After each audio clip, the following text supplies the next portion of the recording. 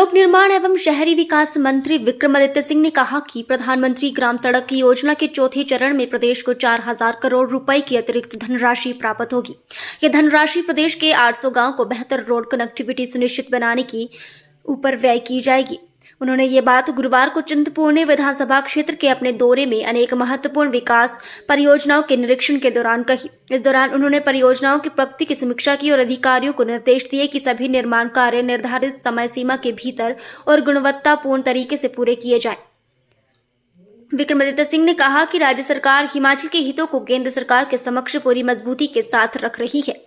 हाल ही में केंद्र सरकार ने लोक निर्माण विभाग के लिए 350 करोड़ रुपए स्वीकृत किए हैं और उन्होंने आगे भी केंद्र के सहयोग प्राप्त करने का प्रयास जारी रखने की बात कही। लोक निर्माण मंत्री ने कहा कि वे अपने विभाग में किसी भी तरह की लापरवाही, भ्रष्टाचार और कोताही बर्दाश्त नहीं करेंगे। उन्होंने कहा कि हिमाचल प्रदेश सरकार राज्य में आधारभूत संरचना को सुदृढ़ करने के लिए लगातार प्रयासरत है। इन विकास परियोजनाओं के समय पर और गुणवत्ता के साथ पूरा होने के स्थानीय जनता को बड़ी सुविधा मिलेगी और प्रदेश के विकास को गति मिलेगी।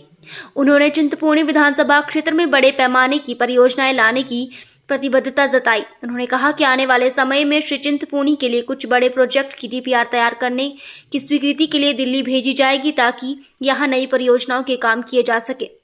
इस दौरान राजकीय डिग्री कॉलेज चौकी मनियार के निर्माण कार्य का निरीक्षण किया। कॉलेज भवन के निर्माण कार्य पर 13.33 करोड़ रुपए व्यय किए जा रहे हैं। इसके अलावा मंत्री ने स्वां नदी पर गगरेट लोहारलीच रूडू रोड पर 500 मीटर लंबे डबल एंड पुल के निर्माण कार्य का भी निरीक्षण किया। जो ताल्लुका आते हैं केंद्र से बड़े अच्छे हैं, लेकिन इस बीच हाईकोर्ट की एक टिप्पणी आई है जिसमें स्टेट हाईवे पर जो है रिपेयरिंग को लेकर कि 1 किलोमीटर पे 1 लाख का खर्चा किया है। कैसे आ गया? नहीं, देखिए उसके उसमें कोई ऑब्जर्वेशन होगी।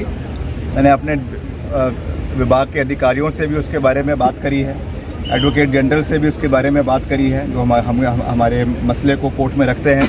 उनसे डिटेल्ड उसमें जो है रिपोर्ट ली जाएगी, क्या ऑब्जर्वेशंस है, और निश्चित तौर से अगर ऐसा कुछ उसमें पाया जाता है तो उसके ऊपर कार्रवाई करवाई जाएगी। मैं अपने विभाग में किसी भी तरीके की लापरवाही, किसी भी तरीके का भ्रष्टाचार और किसी भी तरीके की कोई कोताही बर्दाश्त नहीं करूंगा। निश्चित तौर से जैसे ही रिपोर्ट आएगी वैसे ही उसके ऊपर एक्शन लिया जाएगा। ये बात मैं बिल्कुल साफ शब्दों में कह देना चाहता हूँ। केंद्र ने भी रिपोर्ट मांगी सर इसमें?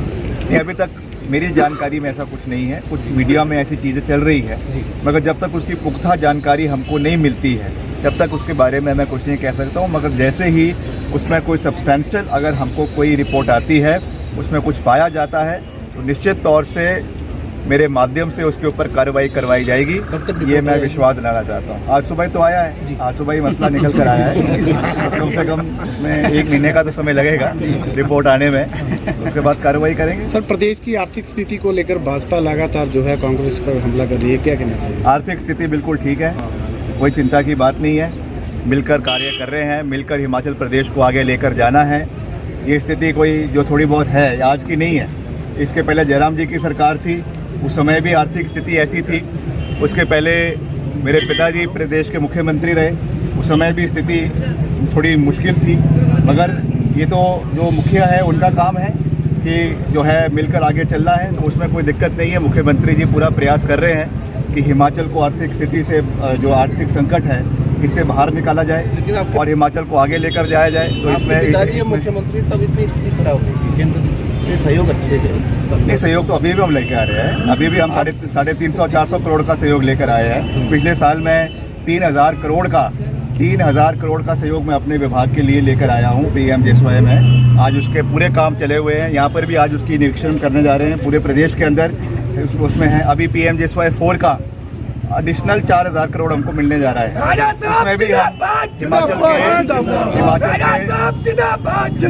उसमें भी हम हिमाचल के 800 गांव को हम सड़कों से जोड़ने जा रहे हैं, जो अभी तक जुड़े नहीं हैं। तो ये एक बड़ी उपलब्धि है। इसके लिए मैं प्रदेश सरकार का भी धन्यवाद करता हूं और बुरी प्रशंसा मैं इसके लिए जिन विभागों से केंद्र से पैसा आ रहा है उनका भी करता हूं। नहीं, ऊना जिला के सभी जो विकास के कार्य हैं उनको गति देना ये हमारी सरकार की जिम्मेवारी है, हमारे मुख्यमंत्री की जिम्मेवारी है, हमारी सबकी सामूहिक जिम्मेवारी है।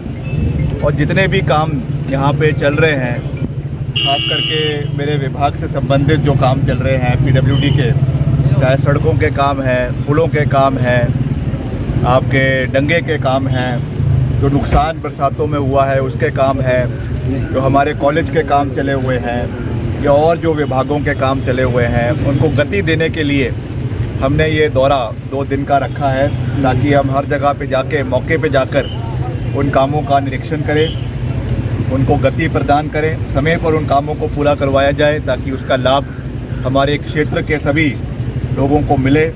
आज उसी संदर्भ में हमने जो हमारा चिंतपूर्णी क्षेत्र है यहाँ का भी दौरा रखा है। हमारे जो सम्मानित विधायक है यहाँ के आदरणीय बबलू जी और सभी हमारे जो साथी हैं कांग्रेस पार्टी के, सब लोगों के साथ हम जाएंगे, उनको गति देंगे ताकि समय पे वो कार्य पूरा हो। और भी जो सहयोग सरकार की ओर से, हमारे विभाग की ओर से इस क्षेत्र के लिए मिलना है, जो मांगे यहाँ पे रखेंगे, उसको भी हम आने वाले समय में पूरा करेंगे।